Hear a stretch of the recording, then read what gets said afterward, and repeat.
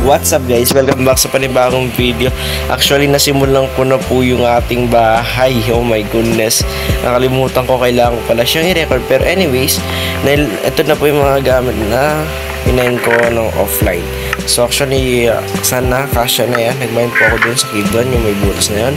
And then, ngayon maglalagay ito. Ang gagawin kong bahay actually, may terrace siya, so gusto ko na talaga malupit ang bahay na kagad natin yung gagawin ko. Kasi actually guys, wala namang masama if malupitan ng bahay kagad yung gagawin, kasi okay nga yung kagad yung bahay mo is bongga, kasi importante rin yung bahay. So actually ito magiging bahay ko na to, ako rin naman yung makikinabang, so bobong gawin ko na talaga siya. So at least ngayon, sana mag-enjoy kayo sa video na to na ating gagawin yung bahay ko. Actually guys, ang gagawin kong bahay ngayon is hindi siya mahirap gawin. So kumbaga konting tasteless lang sa gedli magiging okay to. So ngayon wala tayong scaffolding, so dirt yung gagamitin ko talaga pa, legit, kasi wala tayong scaffolding, so wala tayong magagawa. Hindi ito na talaga yung par. Alam niyo, mamuntik pa ako naligaw kanina sa kakalakbay ko pupunta dun sa masyado siya mataas pa araw. Masyadong taasan. Chill mo lang. So ngayon, ito na yung magiging niya. Kasi gagawin ko dito guys, may second floor siya. So sana yung magiging second floor niya ay magiging maganda din parang, diba? Kasi ang ganda ng crush mo. Sana all nagiging maganda. Napaka-fake. So ito, para kapag to napunta pa ng zombie, ayun yung bagong mobs, makakita nyo. Yun yung pwede mong pagiging armor sa mga mobs na Pero nga, anyways, kayo natin muna yung magiging terrace nito para. So paano nga ba magiging terrace ito?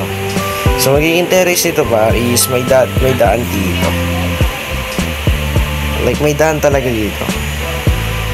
So ito yung magiging daan nito para actually magiging kapantay lang nito. Kasi if magiging siyang sobrang haba, masyado na siya mahaba para sa akin. So okay na yung ganyan ka. Yan, okay na yung ganyan siguro. So palagay nyo, kasi ay isa pa. Yan. Okay na siguro yung ganyan kahabang daanan. Kasi medyo mahaba na yung naisip ko. Huwag ka mag-alala diyon. Sana maging successful tong first build mo. So, yan. So, diba yun yung magiging daan niya para. So, yung magiging daan niya yan, same lang natin yung design niya para. Kasi, ayoko naman yung mag-iiba pa yung design niya. So, isa-same na lang natin talaga siya. So, para maging same yung design niya, actually, naman dapat natin pantayin yan. So, dapat maging kagaya niya lang yung kulay niya. Magiging kagaya niya lang yung kulay niya, okay na yan. So ngayon, actually ba, ito dapat ay di siya gumagalaw. So magiging dahanan ito So ayan, gawin muna natin yung daan niya. Kasi bala ko hanggang dito. Ayan. So yan, okay na muna yung ganito. Ayan. So ngayon, ito magiging daan to So magiging daan niya par. So magiging alam mo yung parang nagko-construction ko talaga, napakaingay mo So ilalagay mo yun dyan. Sige, mamaya na yung mga gedli na yung mabilis lagyan. So ilalagay ko muna to, kasi ito yung magiging pataas niya Ito yung pataas na layer niya, diba? So yan, magiging taas na to. Diba, taas na. Ayan, makikita nyo ako ngayon na hindi nagta-timelapse. Sabihin nyo, nag-cheat na naman ako yan. Papakita ko talagang paano ako magmano-mano mag-build. So yan, nakita nyo na sobrang taas na niyan para. Actually, sobrang taas na. Aray ko. Sobrang taas na niyan para. So dahil sa sobrang taas niyan yan, aakit na ako. Ito tayo pa. Kasi medyo mataas na nga siya, diba? Sakto na ba sa inyo yung ganyan kataas? Gusto nyo na ba yung ganyan? So ngayon, eto para, gagawin natin siyang akasya. So gagawin ko muna ngayon para wala mag-spawn ng mobs dito. Maglalagay muna ako ng torch dyan. Kasi baka may mag-spawn. So ngayon, ang gagawin natin for the front of view, Itong part na to, gagawin natin siyang parang daanan talaga. So, paano yun? Paano yung Kuya Dion? So, magagawa tayo ng crafting table. Gagawa tayo ng mismong stairs. So, paano gumawa ng stairs, Kuya Dion? Actually, napakadali lang ito lang. Wild na yan. Okay na siguro yung 24 stairs. Sakto na yan. So, ito yung magiging akyatan. So, 1, 2, 3, 4. So, yan. Yan yung magiging akyatan niya. Then, pang. Gets nyo ba? Hindi ko lang guess ninyo, pero sana mag-guess ninyo. Ayan, parang pa ganyan siya na may pataas talaga siya. Papunta dito. Oh. Para siyang ganyan. Yun lang. Gawin mo na yung ano. Pero hindi yun yung gagamitin ko eh. So, akasya yung lalagay ko dyan. Guess nyo ba siya? Sana guess nyo. Please. So, ngayon, sana mag-guess nyo yung sinasabi ko. Sobra yata sa, ano pa eh. Hindi, actually, okay lang pala. So, ngayon, dapat dito yung garo. O, di ba malapit siyang dito? Oh, anyways, okay na. Kahit dito, dyan. Mawasakan ko ba yung ginawa ko? Hindi na. Sige, nandito na lang. Hindi siya mahaba kasi. Hindi siya papantay. Hindi siya papantay, gare. Pero okay na. Hindi na natin siya kailangan ipantay. Hindi importante kung pantay o katabi niya. Kasi importante you do this. O, diba? Ngayon, dahil nagawa mo na yan, pagpapatuloy ko yan, par. So, kumbaga, magiging taas siya. Pataas. O, diba?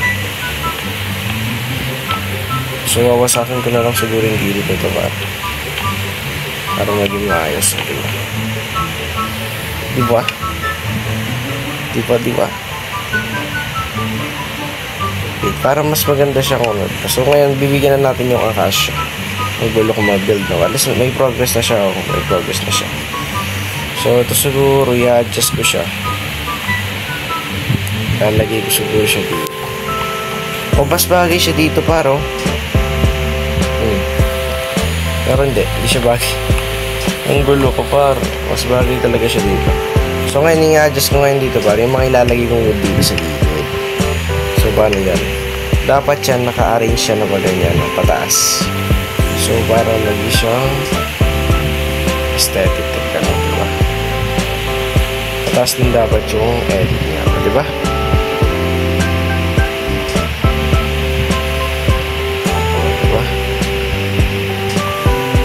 Diba? Lipit mo ito niya, par. Actually, kahit pala wala na to, okay na. Kahit wala na siyang foundation, tol. Okay na siya. O, diba? Lipit niya, actually, dapat nga may foundation siya para mas malapit. Bigyan natin ng foundation, par. Huwag tayo magpatalo, par. Bigyan natin ng foundation yung gar. Kung ba naman papatalo kayo, bigyan natin ng foundation yan. Pagsusunod-sunodin din natin to.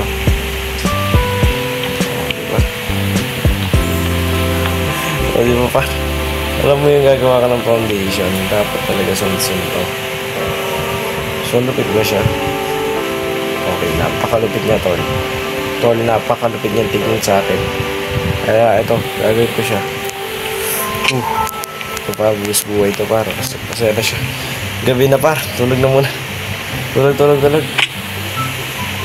Oh my goodness. Alam niyo, parang deadly dito. Yung ginagawa ko na to. Kasi baka may mag-spawn ng mobs. Eh, makatay ako. So, gagawin ko nito. Ngayon, ganyan ko muna yan. Diba? Hindi tayo delikado, par. Pero yun nga, siguro, babalikan ko na lang kayo kapag may content progress. Let's go! Ito na nga, guys. Oh my goodness. Sa sobrang ko, nakalimutan ko na yata mag-record. Pero nakita nyo nga, par, halos isang oras ko siyang ginagawa or kalahati. Dahil napakahirap niya pong i-design. At ito na po yung final design na naisip ko. Oh my goodness. Sobrang hirap niyang gawin actually. Ayan o, tol. Pero parang kita niyo naman, napakalupit ng design. Di po ako builder actually. Natutuwa lang ako sa build ko kasi this is the first time na at least na may nagawa akong malupit, diba? Bang. Alam niyo ba guys, itong mga to, pwede silang ano. Pwede nga ba? O, diba? Shortay ka lang ako. Aray ko.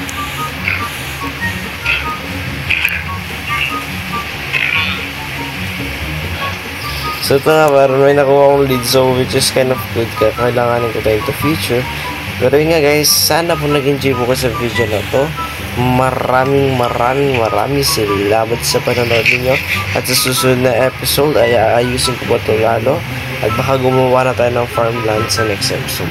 Yun na para sa araw na to, hanggang sa muli. Paalam, subscribe.